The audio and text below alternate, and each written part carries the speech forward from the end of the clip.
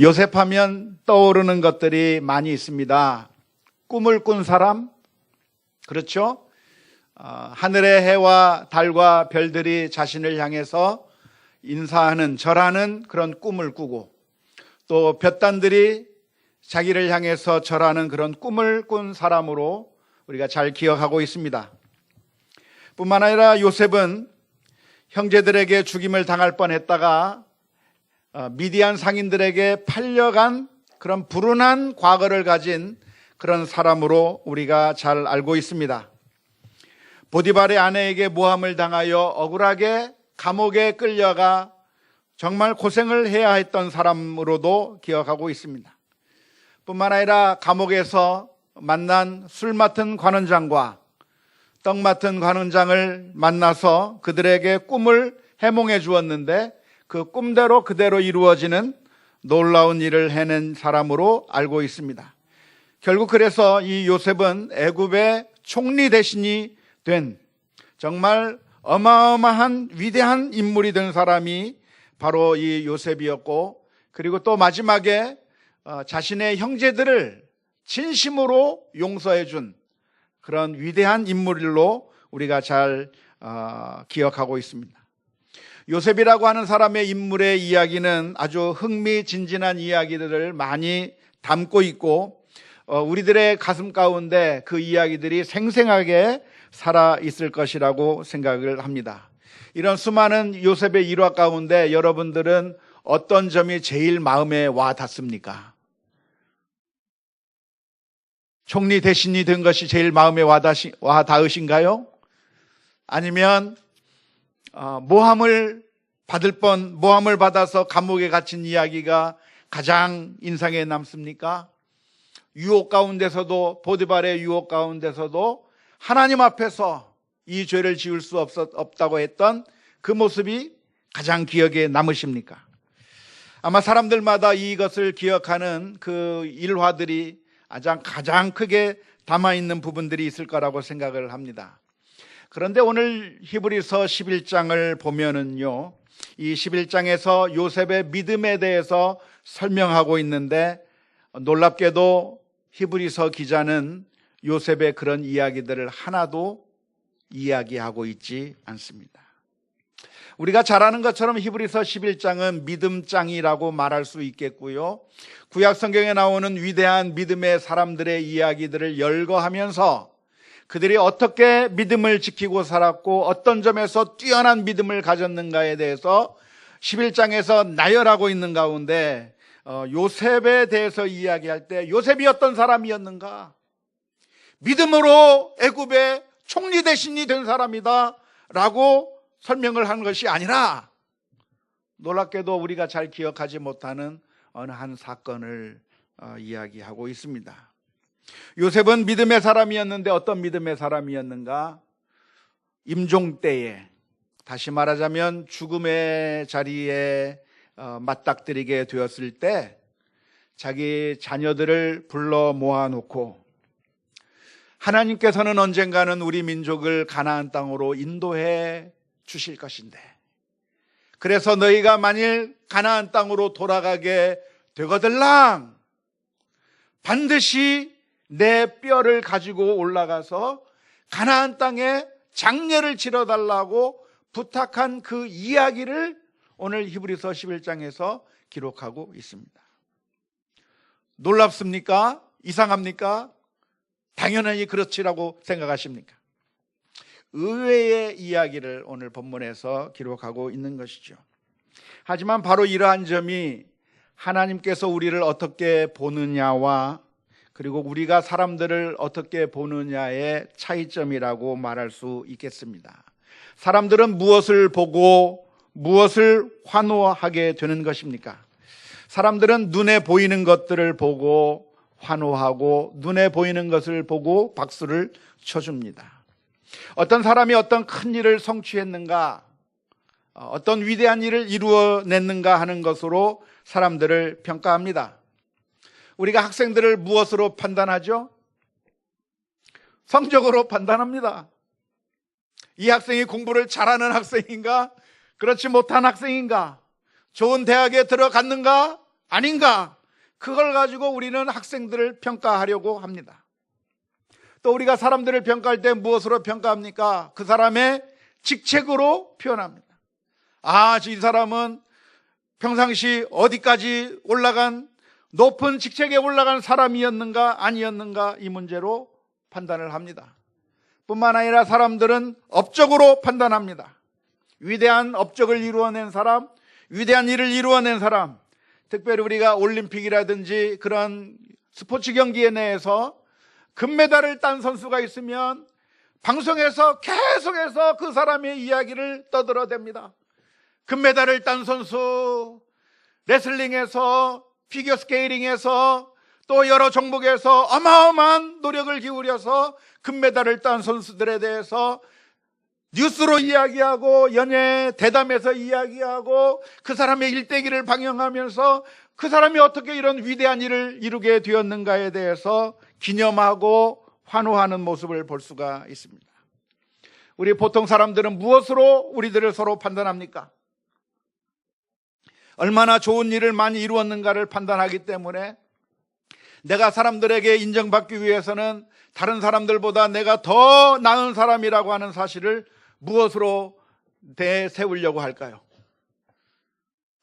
좋은 아파트를 사서 좋은 아파트에 들어가면 사람들이 부러워하고 정말 저 사람은 뭔가 큰 일을 이루어냈구나 하는 것으로 판단하게 될 수가 있습니다. 이러한 판단이 아주 잘못된 것이라고 말할 수는 없을 것입니다. 노력을 해서 어떤 결과를 이루어낸다고 하는 것은 그냥 이루어내는 것이 아니라 정말 다른 사람들에 비해서 갑절의 노력을 하고 더 수고를 하고 더 많이 애를 썼기 때문에 그런 결과를 가져왔을 것이라고 생각을 합니다. 그렇죠? 금메달은 누가 따나요? 정말 힘들어서 포기하고 싶어도 포기하지 않는 사람들이 따는 겁니다. 쉬고 싶어도, 놀고 싶어도 참고 인내하면서 엄청난 훈련을 한 사람들이 그런 금메달을 따게 되어 있는 겁니다. 어떤 학생이 좋은 대학을 가게 되겠습니까? 그냥 머리만 좋다고 해서 좋은 대학을 가는 것이 아니라 다른 사람들보다 갑절의 노력을 하고 더 많은 노력을 한 사람들이 좋은 결과를 얻는 것은 당연하기 때문에 우리 사람들은 사람들이 이룬 업적을 보면서 그 업적만 바라보는 것이 아니라 그 업적을 이루기까지 얼마나 많은 고난과 고통을 감수했고 얼마나 많은 노력을 했는가를 우리가 뻔히 알기 때문에 그 사람들에게 박수를 쳐주고 격려해 주게 되는 것입니다. 신앙적인 영역에 있어서도 이런 비슷한 현상들이 일어납니다. 신앙적인 영역에서도 사람들을 칭찬하고 박수를 쳐주는 경우가 있는데요, 사람들은 종교적인 노력을 얼마나 많이 했는가를 보고서 박수를 쳐줍니다. 예를 들어서 어떤 사람이 금식 기도를 40일 동안 했다고 하면 대단한 겁니까? 대단하지 않은 겁니까? 대단해요. 안 그렇습니까? 한 끼만 늦게 먹어도 힘든 게 우리 인생인데 40일간 금식을 하면서 기도했다고 하면 정말 대단하다고 생각할 수가 있는 것이죠. 100일간 기도를 하고 또 1000번제의 헌금을 드리고 또 더 나아가서 어마어마한 세배당을 만들어내면 대단해요? 대단하지 않아요? 대단해요. 자, 우리 성도들 대단하다고 저는 믿습니다. 어마어마한 일들을 해냈습니다.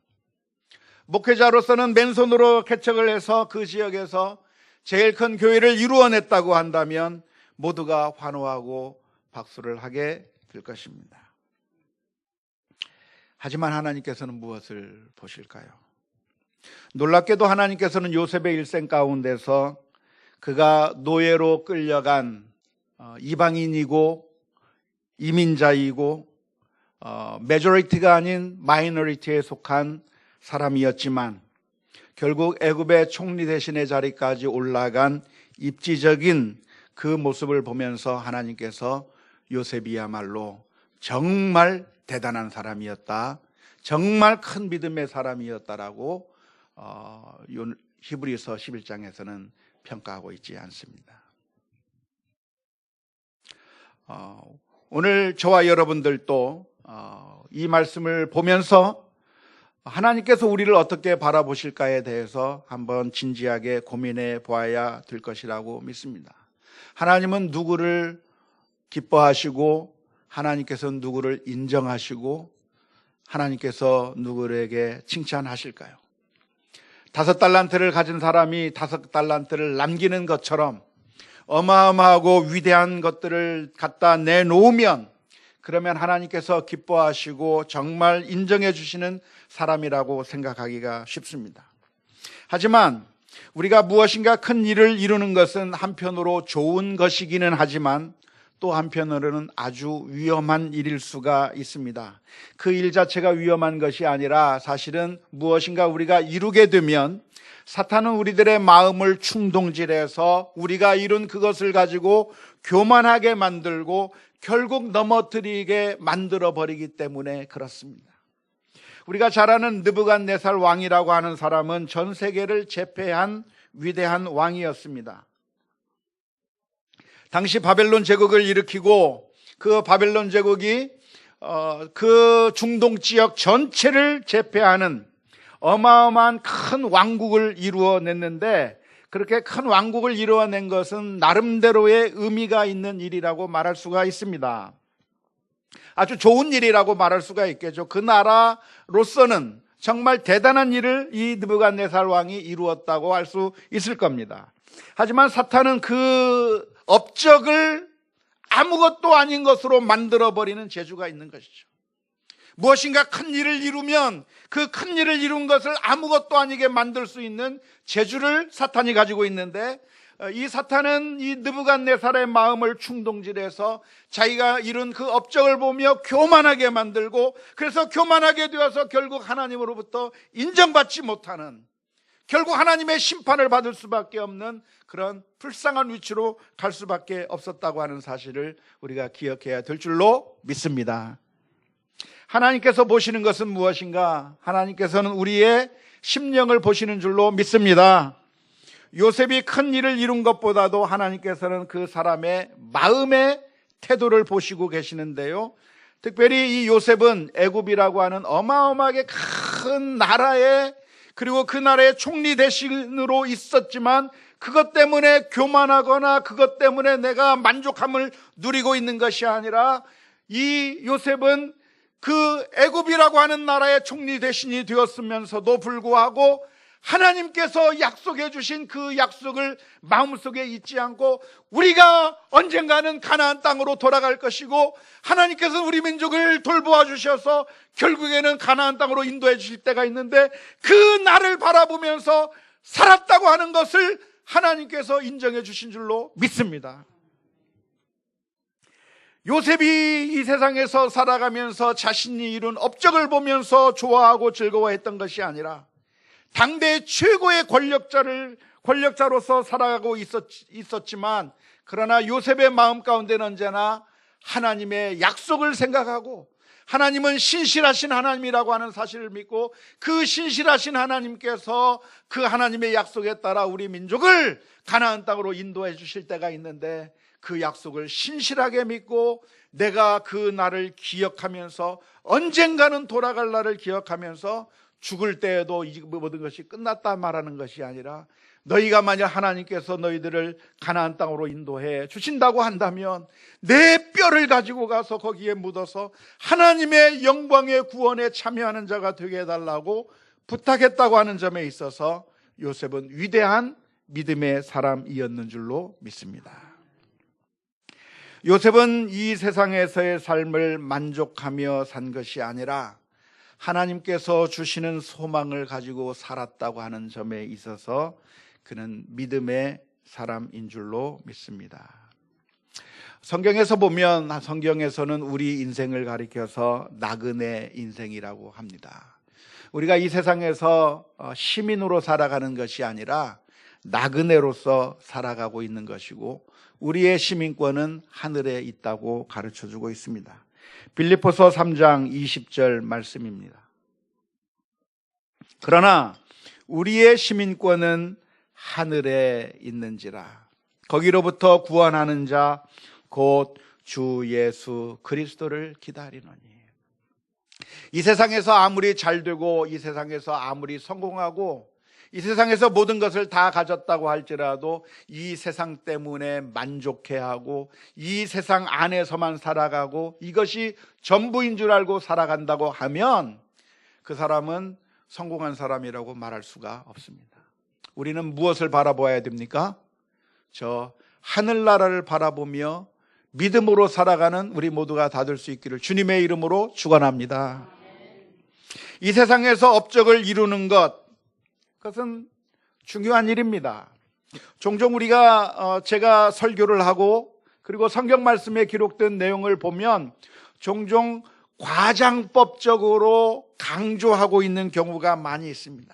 이 세상의 것들을 버리고 저 하늘을 바라보라 말씀하시고 돈이 중요한 것이 아니라 하나님이 중요하다고 말하고 이 세상이 중요한 것이 아니라 영적인 것이 중요하다고 이야기하는 그런 강조를 할 때 종종 우리가 오해하기를, 그러니까 이 세상의 것은 아무 의미가 없는 것이고 이 세상의 삶이라고 하는 것은 도대체 아무 쓸모가 없는 것이라고 그렇게 착각하기가 쉽습니다. 사실은 그렇게 이 세상의 것을 무시할 것은 아니에요. 우리가 이 세상에서 땅에 발을 대고 살아가고 있는 이 시간 동안에는 우리가 하나님께서 주신, 우리에게 주신 그 사명에 따라서 요셉이 애굽 땅에서 신실하게 살았던 것처럼, 그리고 그 신실하게 살면서 때로는 총리가 되기도 하고 때로는 감옥 속에서 다른 사람들을 위해서 봉사하기도 했던 것처럼 우리가 가는 그 곳 어디서든지 우리가 신실하게 이 세상에서 살아가는 것은 아주 중요합니다. 돈도 필요합니다. 모든 것들이 다 필요합니다. 그런데 그것이 우리의 궁극적인 목적이 아니라 우리에게는 하늘나라가 있다고 하는 사실을 강조하기 위해서 이 세상의 것이 아니라 하나님의 것을 이야기하고 이 세상의 것들을 추구하지 말고 영적인 것을 추구하라고 이야기하지만, 그렇다고 해서 우리가 이 세상의 모든 것들을 다 버려야만 하는 것은 아니죠. 당연히 이 세상에서 열심히 일을 해야 되고 당연히 성공을 위해서 노력해야 되는 것이고 당연히 가족들을 위해서 수고하고 애써야 되고 당연히 이 세상에서 우리에게 주어진 사명들을 잘 감당하는 것은 아주 중요합니다. 하지만 우리가 기억해야 될 것이 있다고 한다면 이 세상의 것으로 끝나는 것이 아니라 결국은 우리가 하나님 앞에 서게 될 날이 있을 것이고 그 하나님 앞에서 우리의 모든 것들이 평가받을 날이 있다고 하는 사실을 기억하면서 하늘의 소망을 두고 사는 것이 우리가 살아가야 될 그런 자세라고 하는 것을 믿을 수 있기를 주님의 이름으로 축원합니다. 요셉은 이 세상에서 수많은 업적을 이루었지만 그 업적 때문에, 자기가 이룬 것 때문에, 그것 때문에 교만한 것이 아니라 그래도 우리가 이 세상에서 사는 것은 나그네요, 결국은 하나님께서 우리를 가나안 땅으로 인도해 주실 거라고 하는 그런 믿음을 가지고 살았다고 하는 점에 있어서 아주 위대한 믿음의 사람이었다고 말할 수가 있습니다. 사랑하는 성도 여러분, 하나님께서 우리를 어떻게 인정해 주실까요? 하나님께서 보실 때 우리는 어떤 사람이라고 말씀하시겠습니까? 우리가 새 예배당을 지었습니다. 정말 이것은 감격적인 사건이었어요. 정말 우리의 힘과 능력으로 가능할 거라고 저는 생각하지 않았습니다. 그냥 현우 빌딩에서 계속 목회하다가 거기서 은퇴하려고 생각했어요. 그래도 괜찮다고 생각을 했어요. 가능할 수 없을 거라고도 생각을 했어요.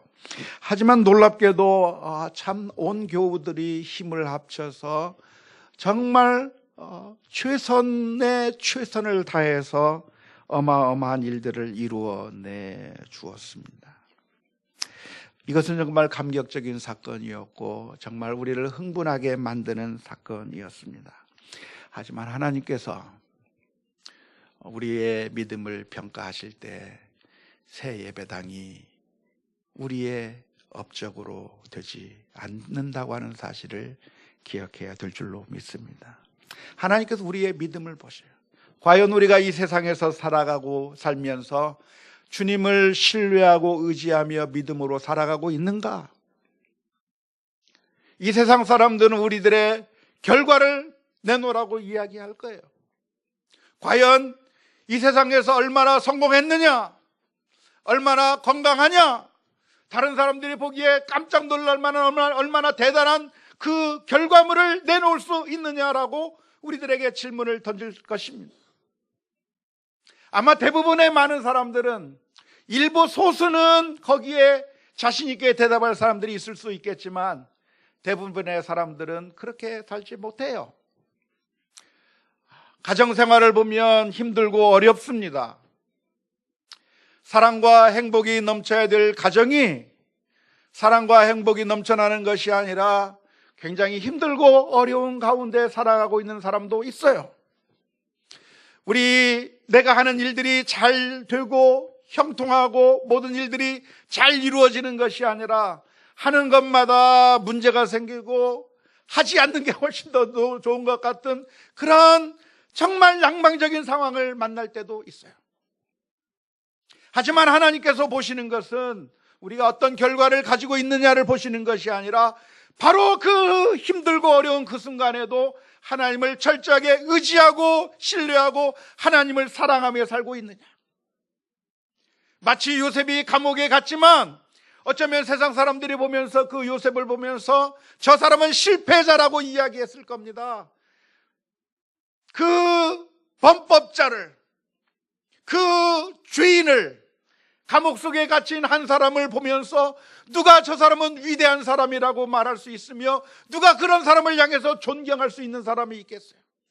전과자의 낙인이 찍힌 그 사람이, 사람들은 그 사람을 향해서 비난하고 비아냥거리고 무시할 수 있겠지만 그 감옥 속에서라도 하나님의 말씀에 순종하며 자기에게 주어진 일들을 신실하게 감당하며 주님을 철저하게 의지하고 살아가는 그 요셉을 하나님께서는 인정하시는 거예요.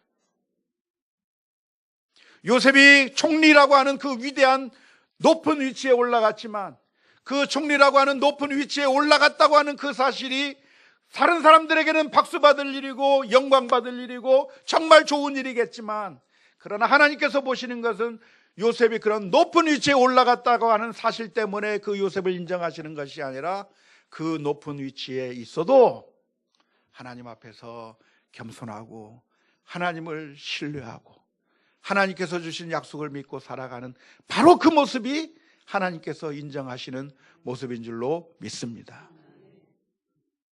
다윗이라고 하는 사람은 하나님과 늘 신실하게 살았던 사람입니다. 하나님의 뜻대로 모든 일들을 했습니다.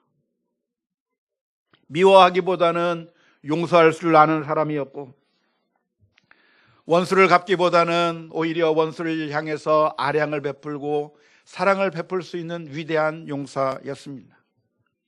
그렇지만 그 다윗이 왕이라고 하는 직분 가운데 올라갔을 때 그는 하나님 앞에서 큰 범죄를 저지르고 말았습니다. 사람들은 왕이 되었다고 하는 그 사실 때문에 다윗을 향해서 박수를 치고 정말 7전8기의 인생처럼 정말 도망자의 삶을 살던 그 다윗이 결국은 왕이 된 그 모습을 보면서 모든 신문이 대서특필하고 칭찬하며 박수를 치는 그 순간에 다윗은 하나님 앞에 신실한 것이 아니라 범죄하고 하나님 앞에서 빵점짜리 인생을 살 수밖에 없었던 것을 우리는 너무나도 잘 압니다. 사랑하는 성도 여러분, 오늘 저와 여러분들은 하나님 앞에 우리 자신을 내어놓아야 될 줄로 믿습니다. 우리가 어떤 큰 업적을 이루었는가 이루었지 않았는가 이것이 중요한 것이 아니라 사실 우리가 이 세상에서 살아가는 것이 나그네로서의 삶이요, 시민권이 우리에게 하늘에 있다고 하는 사실을 기억하면서 언제 어느 순간이든지 하나님을 의지하고 신뢰하며 믿음으로 살아가는 사람이 될 때 하나님께서 그 믿음을 인정해 주시는 줄로 믿습니다.